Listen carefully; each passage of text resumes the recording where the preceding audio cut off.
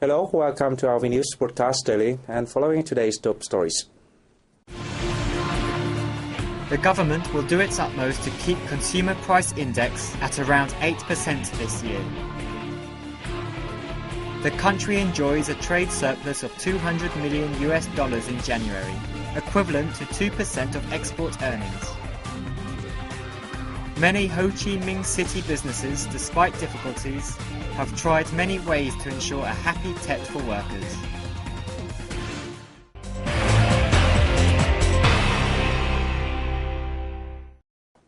The government will do its utmost to keep consumer price index at around 8% this year, as set in the National Assembly's resolution.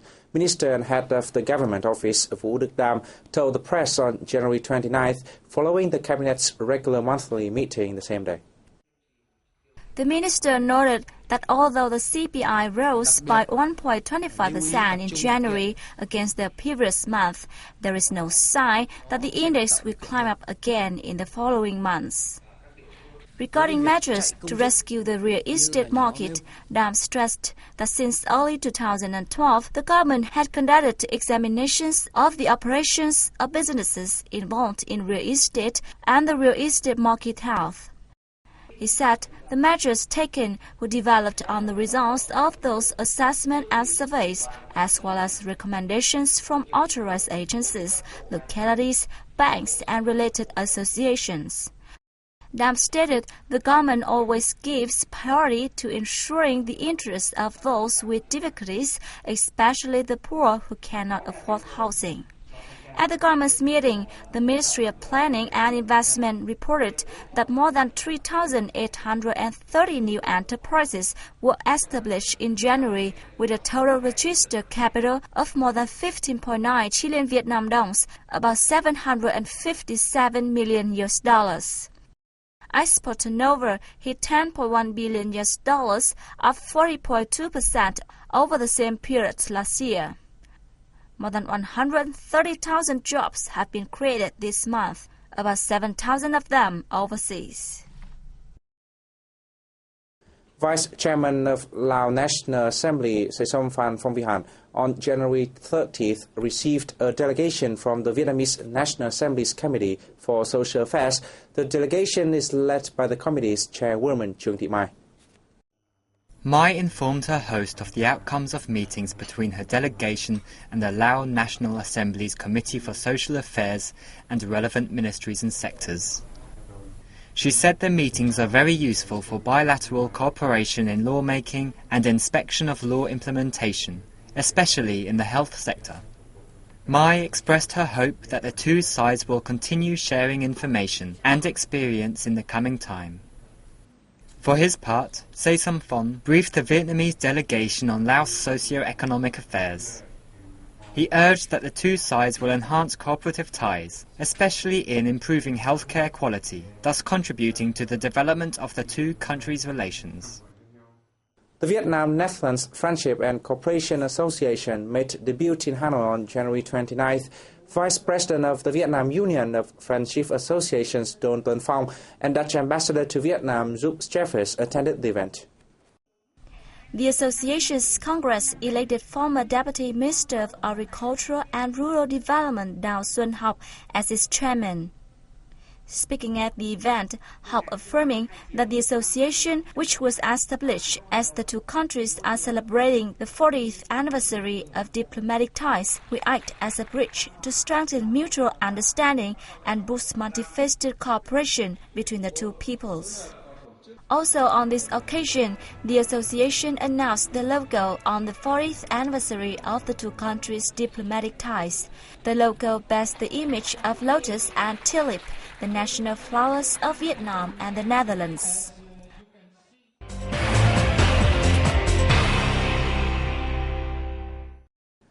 The Ministry of Industry and Trade reported that the country enjoyed a trade surplus of $200 million in January, equivalent to 2% of export earnings. Vietnam earned an estimated $10.1 billion from exports in January, a year-on-year increase of 43.2%. The foreign investor sector contributed significantly to total export value with $6.6 billion. The sector's export turnover surged 47.3% against the same time last year.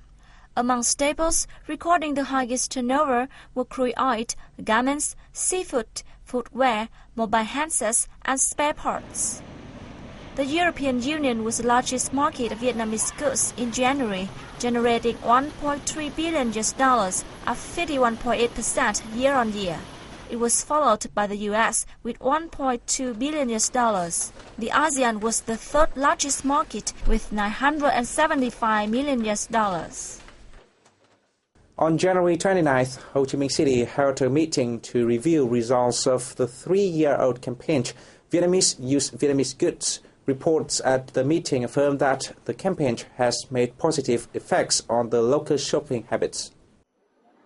The campaign has created major changes in the residents' awareness, as well as consumption behaviours.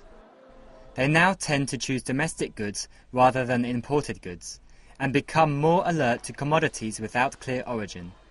According to surveys conducted in the city, more than 60% of local people say they consciously give priority to buying products made in Vietnam. In the time to come, Ho Chi Minh City will continue to promote the campaign in production, distribution and consumption.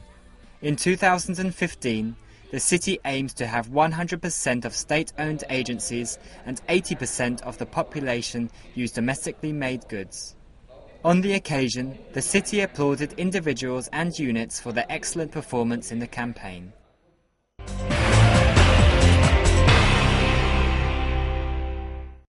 As many as 1,000 poor households in the southern province of Dong Nai will welcome the Year of the Snake in their new homes. The families received the key to their houses at a ceremony on January 29th. According to the Provincial Fatherland Front, the houses were built at a total cost of nearly $40 billion. Half of the amount was funded by the Vietnam Bank for Industry and Trade. The remaining came from donations of local organizations and kind-hearted individuals. Each house measures more than 30 square meters and has a living room, a bedroom, and a kitchen. The average cost for a house is nearly $40 million. At the ceremony, the families also got gifts in kind and $1 million in cash. Tet or Lunar New Year festival is sacred to all Vietnamese. Everyone wants a happy and warm festival. Many Ho Chi Minh City businesses, despite difficulties, have focused on ensuring a happy Tet for workers. Tet is approaching, but the rented room of Trần Văn Đức from Central Nghệ An province is still empty. Đức and his wife work hard, but their income only covers the cost of Đức power cancer treatment. Working away from his hometown, he's eager to see his parents during Vietnam's biggest festival. However, Đức and his wife have now celebrated Tet in Ho Chi Minh City for many years. Đức is touched by the care and gifts he receives from his company. My company's trade union always presents gifts to families and people in difficulty at holidays. When my health is better, I will do my best to work for the company. Vũ Văn Vinh and his family from the central province of Thanh Hóa are in a similar situation. The care Vinh receives from his company makes him feel warm despite being away from his hometown during Tet. I have not returned to my hometown during the Tet holiday for 8 years, but I always receive support from the company's directors. This year, they even visited my home and family.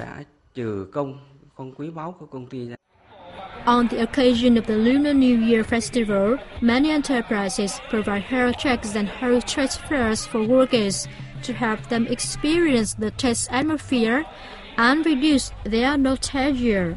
The support that employers give to their workers encourages a strong attachment to their jobs. To date, Ho Chi Minh City Municipal Federation of Labor, in conjunction with local enterprises, have spent $420 billion on activities to ensure a happy Tet for workers. And this is the end of our news today. Thanks for watching and see you next time.